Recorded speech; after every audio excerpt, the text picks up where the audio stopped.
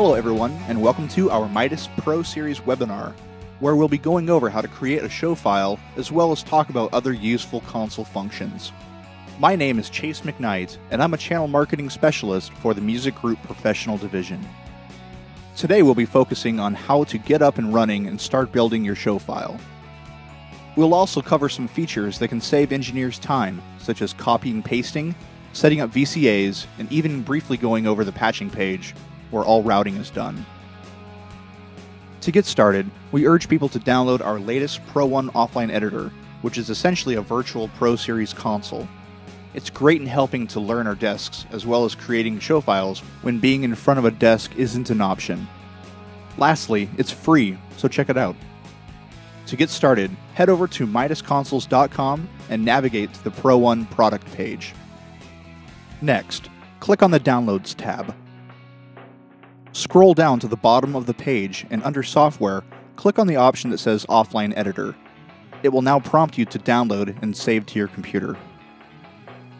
Once downloaded, open up the editor and it should default to this.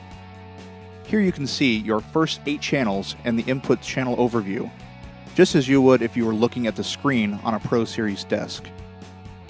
To get started building your show, click on the Home button in the top left. Scroll down to Automation and then click on Automation. The Automation page is where you create your initial show. Click on New in the top left. You'll be prompted to name your new show. After naming, simply press OK. Here within Automation is where we'll create a scene. First, select an empty scene. Next, press Store Scene. A window will pop up asking you to name your scene. For this exercise, we'll just name this Setup, as it'll be our basic template. Make sure to have Store to Empty Scene selected, then press OK. Lastly, click on Save in the top left. If you click on Home, then Files, you'll see your newly created show file within the show file list. Now we're back at our console overview. Let's get started actually setting up our show. The first thing you want to do is turn on the channel strip features. Start by turning on the compressor, then the gate, then the equalizer, auxes, scroll down for more auxes. Let's even turn on the matrices. Lastly, press the ST button, which sends the output of your input channel to the stereo bus.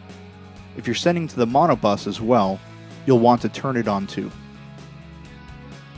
Next, make sure the entire input channel overview appears on the right side of the screen and not just a particular function like the auxes or EQ. This is important when copying and pasting. If you're just looking at the auxes and go to copy and paste, it'll only do the auxes. If you're looking at the input channel overview, everything will transfer. Go to the top right and click on Copy. Next, click on another input channel, say channel 2. Next, right-click on Paste. Note that this feature only works when you're on the console. Please choose Paste to All. Once done, you will see that the compressors, gates, auxes, matrices, and stereo bus will be turned on across all channels. This is a much faster approach than manually turning on everything. Next, let's start naming and organizing our inputs. Simply click on the Home button, go to Input Channels, then Naming Sheet. The Naming Sheet is where you can name and change the channel's color, helping to keep your mix more organized. Simply click in the first box to name your input. We're going to name ours Kick. You can either click on Input 2 or press the Return Enter key on your keyboard to automatically jump to the next input. The middle box to the right of the input name is where you can change the color. However, I'm going to show you an alternative way of changing the colors.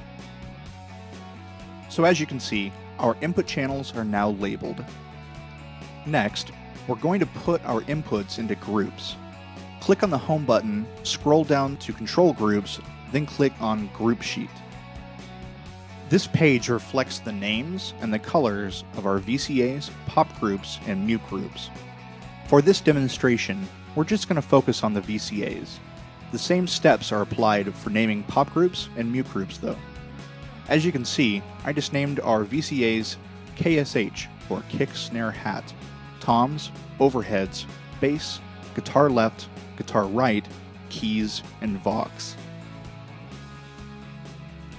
Next, navigate to VCA groups by clicking on Home, Control Groups, then VCA Groups.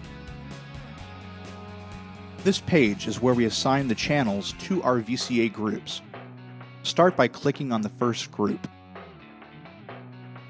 Next, click on an input you wish to send to that group. In our case, we'll select the kick.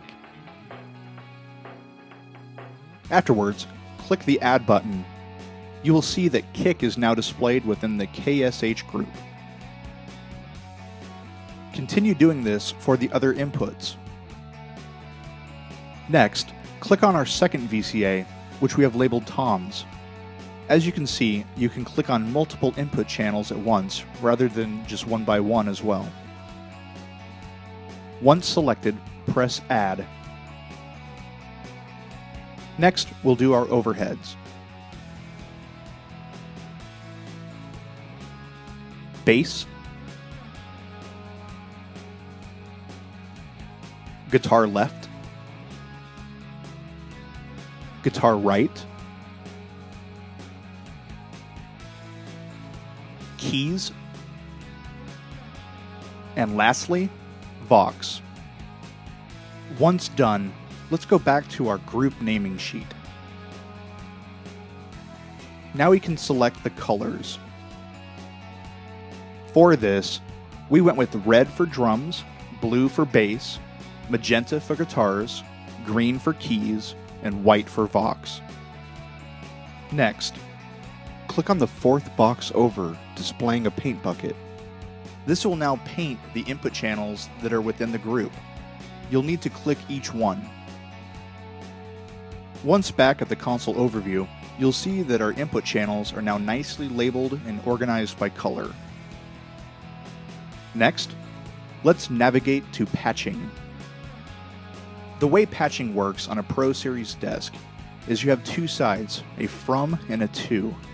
This mindset is very similar to a patch bay, or just how equipment is connected in general.